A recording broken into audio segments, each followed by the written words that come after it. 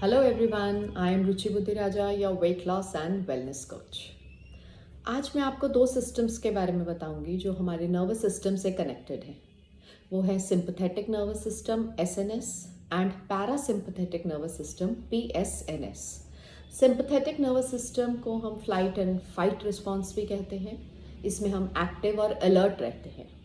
Parasympathetic nervous system को rest and digest कहा जाता है, जिसमें हमारा डाइजेशन होता है, रिलैक्सेशन होती है, we sleep, we rest in that state.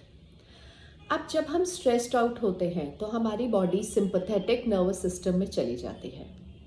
इससे क्या होता है, हमारा डाइजेशन स्टॉप हो जाता है, हमारा BP, cholesterol, heart beat rise कर जाता है, because we need energy for fight and flight.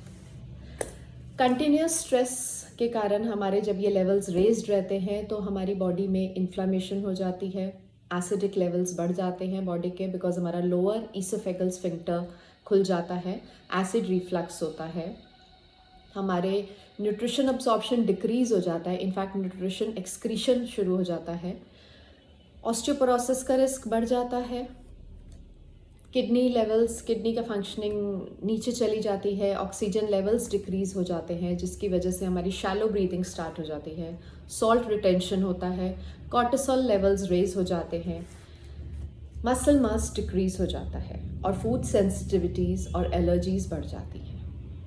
थोड़ी देर के लिए सिंपथेटिक नर्वस सिस्टम में रहना अच्छी बात है, लेकिन अगर हम बहुत ज़्यादा टाइम तक इसमें रहते हैं, हमारी बॉडी स्विच ऑफ ओवर नहीं करती पैरासिम्पथेटिक नर्वस सिस्टम को, तो ये सब प्रॉब्लम्स आती हैं।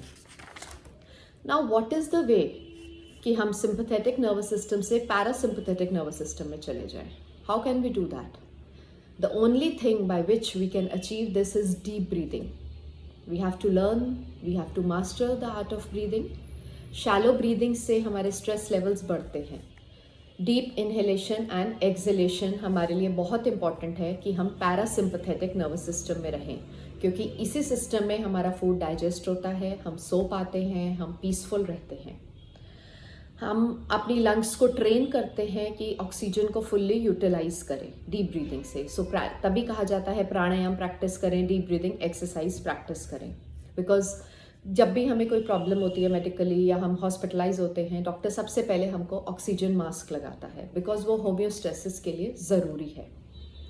Other things like staying close to nature, staying with family, laughing is a wonderful therapy, staying away from toxic people, ये सब चीज़ें हेल्प करती हैं। बट इन शॉर्ट हमको अपना एनवायरनमेंट चेंज करना पड़ता है।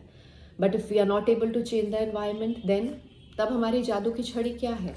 Then our magic wand is our breathing.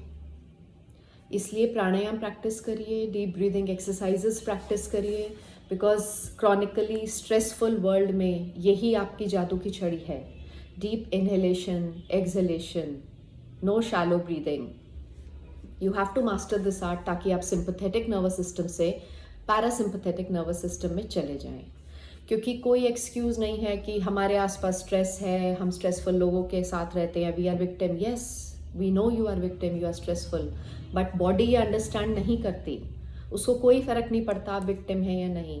Sympathetic nervous system ने जो अपना काम करना है, जो इफ़ेक्ट्स देने हैं, वो देगा ही। तो आपको अपने बॉडी को खुद ही ठीक रखना पड़ेगा, because being in sympathetic nervous system is not natural, it is not okay. So please try and make your life better. Invest in prevention. Eat smart, move more, sleep right. Thank you. Have a nice day. Take care.